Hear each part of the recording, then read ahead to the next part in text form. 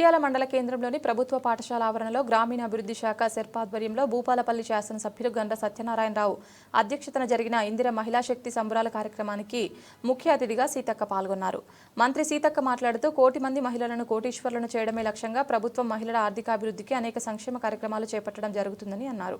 మహిళలకు పొదుపు సంఘాల ద్వారా వడ్డీ లేని రుణాలు అందజేస్తున్నామని, ప్రతి ఒక్క మహిళా సంఘాలలో సభ్యులుగా ఉండాలని తెలిపారు. महिला शक्ति संग्रहालय मध्य गौरवनीय मंत्री मैडम को वेलकम చేస్తాం. సో మన జిల్లాలో భూపాలపల్లి జిల్లాలో మనం ఇందిరా మహిళా శక్తి కింద మనం చాలా యాక్టివిటీస్ చేశాం. సో ఇంతకుముందు మనం ప్యాడీ ప్రొక్యూర్మెంట్ సెంటర్స్ కూడా ఎస్ఎస్జి ద్వారా మనం లాస్ట్ సీజన్లో మనం ఏర్పాటు చేశాం. సిమిలర్లీ స్కూల్ యూనిఫామ్ స్టిచింగ్ కూడా ఎస్ఎస్జి ద్వారా ఇప్పుడే బిఫోర్ స్కూల్ ఓపెనింగ్ మనం 381 స్కూల్స్లో మనం అన్ని డిస్ట్రిబ్యూట్ చేశాం. సిమిలర్లీ స్కూల్ ఇన్ఫ్రాస్ట్రక్చర్ కూడా అమ్మ ఆదర్శ్ పాఠశాల కింద 114 crores అది రెనోవేషన్ చేశాం. అది కూడా ఎస్హెచ్ఎస్ ద్వారా అవుతుంది.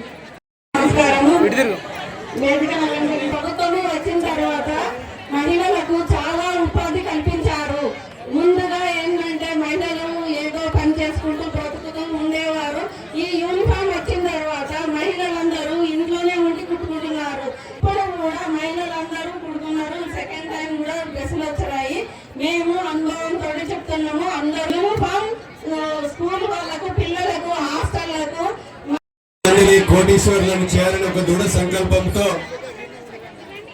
ఈ రోజు నూతనంగా ప్రైమరీ స్కూళ్లలో కానీ, హై స్కూల్లో కానీ, మోడల్ స్కూల్లో కానీ, కేజీబీబీ స్కూళ్లలో, ఎస్సీ ఎస్టీ మైనారిటీ స్కూళ్లలో కూడా, కాలేజీలలో కూడా ఆడబిడ్డలనే విద్యా కమిటీ చైర్మన్లుగా నియమించి సమ్మర్ హాలిడేస్లలో రిపేర్లు కూడా ఆడబిడ్డల ద్వారానే చేయించి వాష్రూమ్స్ కానీ, డోర్స్, విండోస్ రిపేర్లైనా ఏ పైన కూడా మా ఆడబిడ్డల ద్వారా చేయించాలని ఒక సంకల్పంతో హెడ్ మాస్టర్ తో జాయింట్ అకౌంట్ కలిపి గత 18 నెలల నుంచి ఈ రాష్ట్రంలో ఉన్నటువంటి విద్యా వ్యవస్థ మీద మీకు హక్కును కల్పించినటువంటి ప్రభుత్వం భారతదేశంలో ఏకైక ప్రభుత్వం కాంగ్రెస్ ప్రభుత్వం, రేవంత్ రెడ్డి గారని మీకు ఈ సందర్భంగా తెలియజేస్తున్నాం.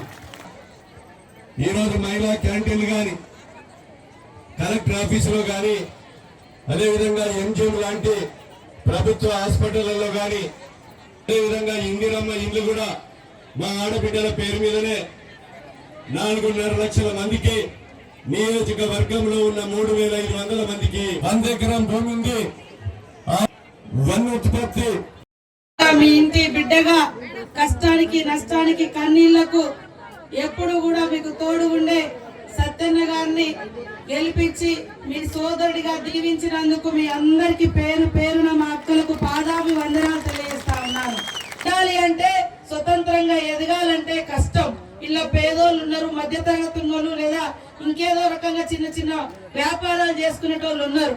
కానీ అందరు దేశంలో, ఈ సమాజంలో, ఈ భూమి మీద అత్యంత శక్తివంతురాలు, ఆ శక్తివంతురాలుగా పేరుగాంచినటువంటి ఇందిరమ్మ ఈ రోజు మొన్న యుద్ధం జరిగితే ఏమైందో తెలియదు, కానీ ఆనాడే ఇందిరమ్మ పాకిస్తాన్ పాతరేసినటువంటి శక్తివంతురాలు, ఉక్కు మహిళ, దేశాన్ని ఒంటరి మహిళగా ఉండి, ఒక వితంతురాలుగా ఉండి, భర్త లేకున్నా ఒంటరిగా ఉండి ఈ దేశాన్ని ఏలినటువంటి చరిత్ర ఇందిరమ్మ చరిత్ర. వితంతు మహిళగా ఉండి అంటే ఆమె అనేక కష్టాలు, విమర్శలు, ఇబ్బందులు, అనేక కష్టాలు ఎదుర్కొన్నా కూడా ఉక్కు మహిళగా పేరుగాంచింది.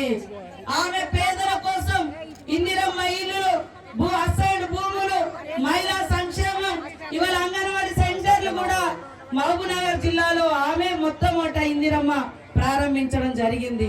సో ప్రతి మహిళ ఒక శక్తివంతురాలైనటువంటి మహిళగా ఎదగాలి అనేది ఈ ప్రభుత్వం, సీఎం రేవంత్ రెడ్డి గారి యొక్క కళ. అందుకనే 1 కోటి మంది మహిళల్ని కోటీశ్వరులను చేయాలని ఒక కళతోటి, ఒక డ్రీమ్ లక్ష్యంతో ఈ రోజు మహిళలకు మన ప్రభుత్వం వచ్చిన 48 గంటల్లోనే మరి ఫస్ట్ ఫ్రీ ఉండాలని ఉచితంగా బస్సు ప్రయాణం చేయించడం జరిగింది. నియోజకవర్గంలో 6 బస్సులు మీ మండల సంఖ్యకు ఇచ్చిరా లేదా అక్క?